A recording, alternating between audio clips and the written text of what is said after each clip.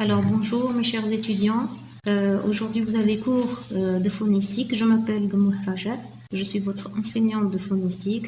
Alors qui dit faune dit monde animal. Alors l'introduction à la phonistique, alors d'abord que veut dire le mot phonistique? Ça signifie, c'est une branche de la biologie qui traite la classification et qui traite aussi du nom scientifique des organismes animaux. Alors, le principe central de cette discipline est de regrouper les espèces qui partagent certaines similitudes anatomiques, embryonnaires ou développementales et qui proviennent d'une même lignée évolutive. Taxinomie signifie science de la classification.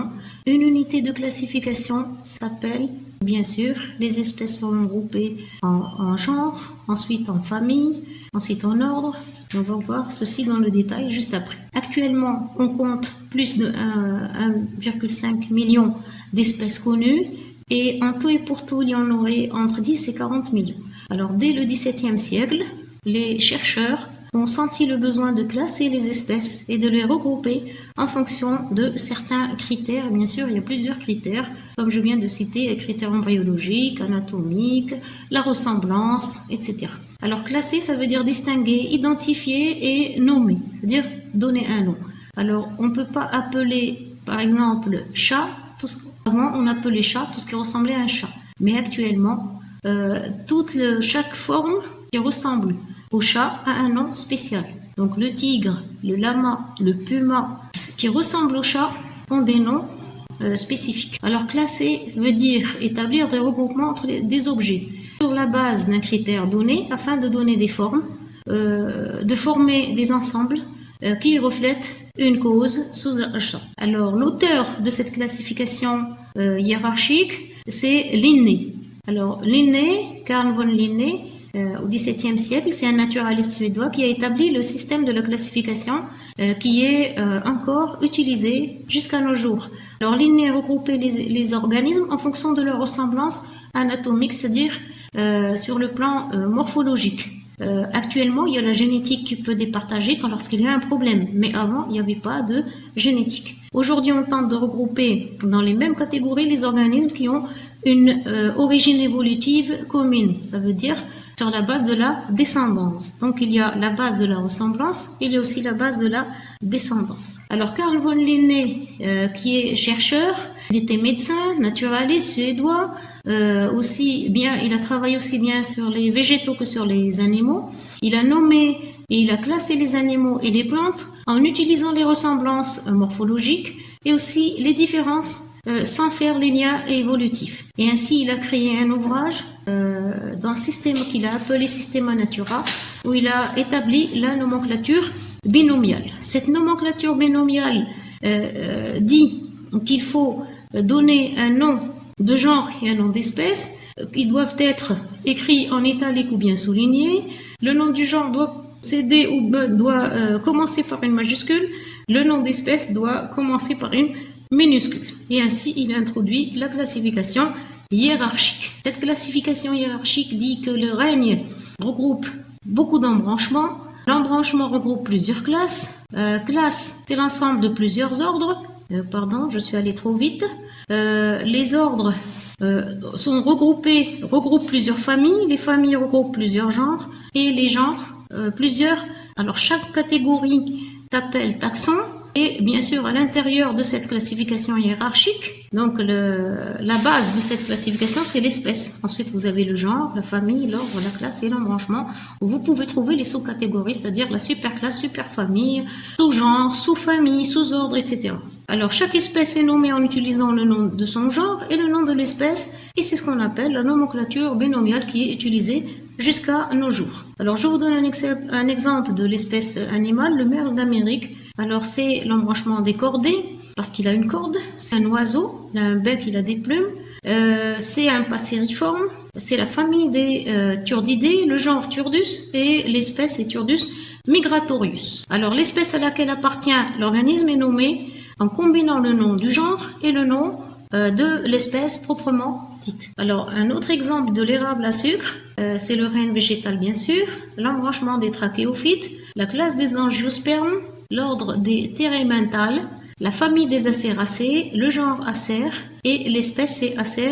Alors le règne animal, un autre exemple, ça c'est l'exemple de l'homme, Homo sapiens, embranchement des chordés, la classe des mammifères, l'ordre des primates, la famille des hominidés et le genre Homo. Et bien sûr, c'est l'espèce, c'est Homo sapiens. Vous pouvez mettre ici sur le côté, vous pouvez mettre votre photo. Alors la nomenclature binomiale dans le système de Linné, chaque espèce est désignée par le nom des deux derniers taxons, le genre et l'espèce. Et ça s'écrit en italique ou bien souligné. En italique, c'est dans les livres, mais nous, on doit souligner. Le genre s'écrit avec une majuscule et l'espèce avec minuscule. Alors, on a 3 exemples. L'exemple du loup, Lupus. Alors, Canis, ça regroupe toutes les espèces qui ressemblent au loup. Par exemple, le chien, les différentes formes, tous les chiens, toutes les espèces de chiens. Donc, vous avez Canis lupus. Le renard aussi, il a le museau, ressemble au chien, donc c'est Canis autre chose, etc. Alors, Homo sapiens et Ursus americanus. Ursus, ça veut dire l'ours. Si l'espèce a été déjà mentionnée dans un article scientifique, au début, vous trouvez le Canis, lupus, mais après, vous n'allez trouver que C.lupus ou bien H.sapiens, etc. Donc, il faut abréger. Si on peut identifier le genre mais pas l'espèce précise, ou si on veut parler du genre d'une façon générale, on écrit le genre et à côté SP. Pourquoi? Parce que des fois on trouve des espèces sur le terrain et on est dans l'incapacité de la déterminer, et à ce moment-là, au lieu de mettre n'importe quelle espèce, on met SP. Ça veut dire que c'est une forme indéterminée. On connaît le genre mais on ne connaît pas. Après l'histoire du XVIIe siècle de Carl von Linné, il y a l'histoire de la classification qui va commencer, qui va changer, qui va connaître des modifications grâce à Charles Darwin, qui est aussi un naturaliste, qui va observer une grande diversité, qui va collectionner plusieurs spécimens et il va trouver que, selon lui, que la classification de Linné n'est pas cohérente parce qu'elle est fixe. Donc il y a 2 notions. Il y a la notion d'évolution évolutive, il y a la notion du fixisme. Alors il y a plusieurs auteurs du fixisme, comme Cuvier, Buffon. Il y a d'autres auteurs qui vont suivre l'hypothèse de Darwin, donc le darwinisme. Il a trouvé qu'il y a des fossiles qui proviennent d'espèces éteintes. Il a trouvé aussi des espèces qui sont très anciennes, qui continuent d'exister. Et il va aussi faire des découvertes en trouvant des espèces qui ont changé, qui ont évolué, qui avaient une forme différente de ce qu'elles sont actuellement. Alors les espèces subissent ainsi une transformation, donc les espèces, et là l'évolution sera trop controversée, il y aura plusieurs doctrines. Donc il y aura le fixisme, le darwinisme, le neutralisme. On ne va pas rentrer dans le détail. Alors, en ce qui vous concerne, voici l'arbre généalogique que vous allez suivre. Voilà les espèces ou les groupes qu'on va étudier. Alors, d'abord, il y a les protozoaires, les protophytes à la base. Ensuite, on a les eucaryotes. Alors, ici, on a le monde animal. De l'autre côté, nous avons le monde végétal. Alors, chez les végétaux, bien sûr, il y a des végétaux inférieurs et il y a des plantes supérieures. Pareil chez les animaux, on va commencer par les espèces qui sont très simples, comme les spongiaires, les cnidaires et les cténaires qui sont diploblastiques. Et ensuite, on va passer aux triploblastiques. Alors, chez les triploblastiques, il y a les acélomates, donc 3 feuillets. Acélomates, pas de célome. Pseudocélomates, un faux célome. Et les célomates, où il y a un creusement de célome dans le mésoderme. Alors, dans les célomates, il y a 2 bifurcations. On a les protostomiens époneuriens et on a les épineuriens deutérostomiens. Et là, il y a aussi les deutérostomiens épithéliaux-neuriens. Alors, on va voir plus tard, donc je vais juste les citer, je vais les passer rapidement. On va voir les platelmintes, on va voir les nématodes qui sont des pseudocélomates, on va voir les annélides et bien sûr les mollusques et les arthropodes qui contiennent les insectes, les crustacés, et les chélicérates. Alors de l'autre côté, il y a un groupe qui n'a pas beaucoup évolué, qui sont les épithélioneuriens et qu'on appelle les échinodermes, qui ont une symétrie d'ordre 5. On dit que la symétrie est pentaradiée et on va les voir plus tard dans le cours. Vous avez les épineuriens avec qui sont décordés parce qu'ils ont une corne. Épineuriens, ça veut dire que le système nerveux est dorsal. contrairement aux hyponeuriens où le système nerveux, et les protostomiens ont la bouche qui se forme en premier. Ici, les deutérostomiens ont la bouche qui se forme en second. Vous allez voir, on va voir aussi les poissons osseux et cartilagineux, on va voir les amphibiens, les oiseaux, les reptiles et les mammifères. Et bien sûr, l'homme se trouve tout à fait en haut de cet arbre et c'est lui le plus intelligent et qui a le cerveau, la céphalisation la plus complète, la plus complexe. Alors parmi les unicellulaires prokaryotes, on a les bactéries et les bactéries autotrophes, les cyanobactéries. Donc il y a les monaires, les protistes qui sont des protozoaires. Il y a les mycètes, des champignons, les végétaux et les animaux. Alors surtout, on va s'intéresser, nous, aux animaux. Ça, c'est juste des exemples et des images. Alors, il y a les êtres autotrophes qui sont capables de synthétiser, de faire la photosynthèse, et les hétérotrophes qui ne font pas de photosynthèse. Alors, parmi les végétaux qui ne font pas la photosynthèse et qui sont unicellulaires, ils seront tous classés par la suite parmi les protozoaires, c'est-à-dire les protistes. Alors, les unicellulaires eucaryotes, qu'on appelle les protistes ou protozoaires. On a par exemple ici les ciliés. On a aussi, alors les ciliés, vous avez ici Stylonychia avec les cils. Donc ils ont les cils avec des cires aussi autour du cytostome, de la bouche. La même chose ici. Ça c'est la paramécie.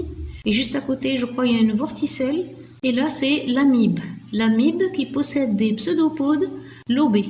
Donc, on appelle des lobopodes et qui marchent qui se déplacent grâce à ces pseudopodes qui sont lobés. La paramécie, bien sûr, avance grâce aux cils, se déplace grâce aux cils. Alors les prototistes ciliés, vous en avez, voilà ici.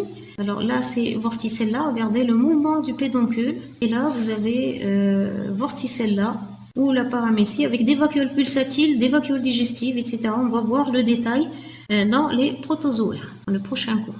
Alors les euglénophytes ou l'euglène, alors Euglena, c'est une espèce qui est spéciale parce que c'est une espèce qui est végétale, c'est une espèce qui est unicellulaire, qui possède des chloroplastes, donc des organites végétaux, un noyau, c'est un noyau, il y a un flagelle, c'est une espèce qui est flagellée, qui se déplace grâce au flagelle, et bien sûr, il y a ici un appareil qui va servir d'estomac.